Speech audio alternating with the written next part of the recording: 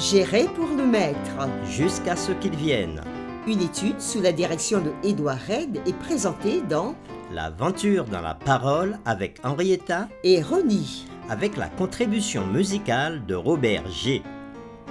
Nous sommes heureux de vous souhaiter la bienvenue à nouveau en vous accueillant sur votre chaîne pour une nouvelle semaine.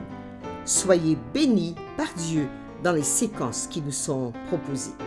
Nous vous invitons à marquer votre appréciation en cliquant sur le pouce et en vous abonnant pour recevoir la notification, en laissant des commentaires sur ce que vous avez compris et appris et en partageant le lien au maximum avec vos parents, vos amis et vos collègues et bien sûr tous vos contacts.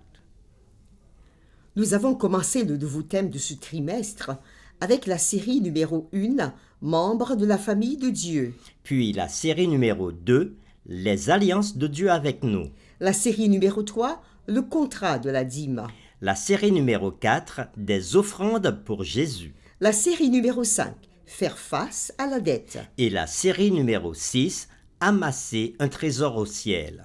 Aujourd'hui commence la série numéro 7 qui va du 11 février 2023 au 17 février 2023 et qui a pour thème À l'un de ses plus petits.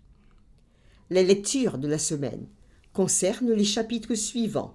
Luc chapitre 4, versets 16 à 19. Ésaïe chapitre 62, versets 1 et 2. Deutéronome chapitre 15, verset 11. Matthieu chapitre 19, versets 16 à 22. Luc chapitre 19, versets 1 à 10. Et Job chapitre 29, versets 12 à 16.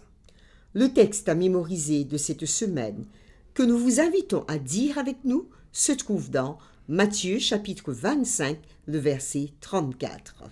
Alors, le roi dira à ceux qui seront à sa droite, « Venez, vous qui êtes bénis de mon Père, prenez possession du royaume qui vous a été préparé dès la fondation du monde. » Nous vous invitons à le redire avec nous Matthieu chapitre 25, le verset 34.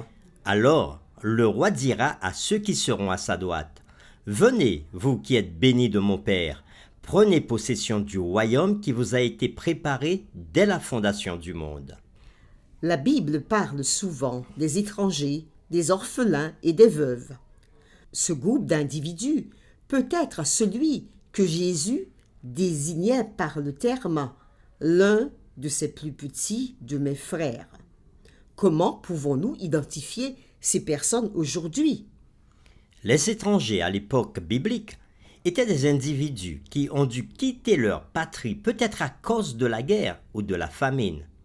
L'équivalent de nos jours peut être les millions de réfugiés qui sont devenus démunis en raison des circonstances dans lesquelles ils se retrouvent.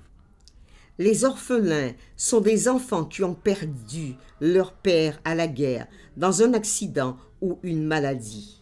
Ce groupe peut également inclure ceux dont les pères sont en prison ou sont autrement absents.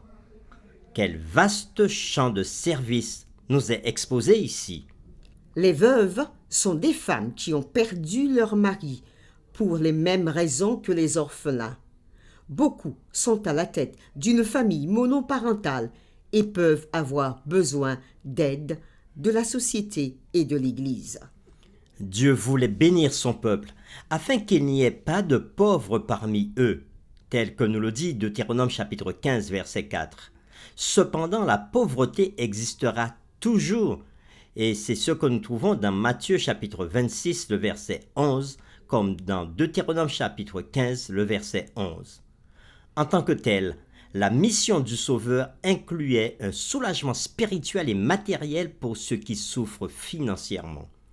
Aimer et aider ceux qui sont dans le besoin est un commandement divin pour ceux qui suivent le Sauveur, et nous le verrons cette semaine. L'œuvre sociale en Israël était un devoir collectif et individuel, comme on le voit dans la pratique de permettre à la terre de se reposer tous les 7 ans, ou encore dans le glanage, ou encore dans le droit des affamés de se nourrir dans le champ de quelqu'un d'autre. Les Écritures nous enseignent à être proactifs dans la charité, car cette activité fait partie de la religion pure et sans tache, comme nous le dit Jacques dans Jacques chapitre 1er, le verset 27. L'amour pour les personnes vulnérables apporte des bénédictions divines. Lorsque nous aidons les affligés, nous aidons aussi le Seigneur en la personne de ceux qui sont dans le besoin. Et les réflexions de cette semaine nous amèneront à voir que, puisque nous sommes les gestionnaires des affaires de Dieu, aider les pauvres revient à suivre l'exemple de Jésus et à obéir à ses commandements. Et les questions qui seront derrière toutes les réflexions de cette semaine sont les suivantes. Pourquoi est-il important de comprendre le concept de charité comme un commandement d'amour et non comme une option dans notre vie chrétienne? Deuxièmement, pourquoi ne pourrions-nous pas prétendre devant Dieu que nous ne connaissions pas l'étendue de notre obligation envers les pauvres et les nécessiteux? Et c'est avec les séquences suivantes que nous le verrons. Le dimanche 12 février, la vie et le ministère de Jésus. Le lundi 11 février, la provision de Dieu pour les pauvres. Le mardi 12 février, le jeune riche. Le mercredi 13 février, Zachée. Le jeudi 14 février, considérer Job. Et le vendredi 15 février, nous continuerons avec des réflexions avancées et des résumés. Pour terminer, nous vous invitons à prier avec nous.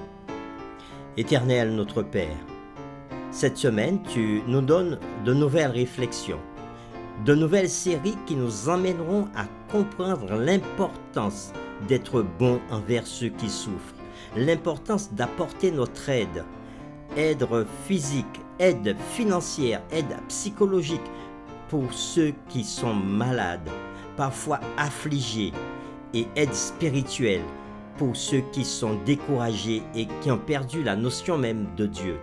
Nous prions pour que tu nous orientes, que tu nous bénisses et que tu permettes que ces différentes études nous aident à progresser dans notre vie spirituelle et dans notre relation avec toi, mais aussi dans notre relation avec ceux qui sont autour de nous. Conduis-nous pendant cette semaine d'études. Nous t'avons prié au nom de Jésus. Amen.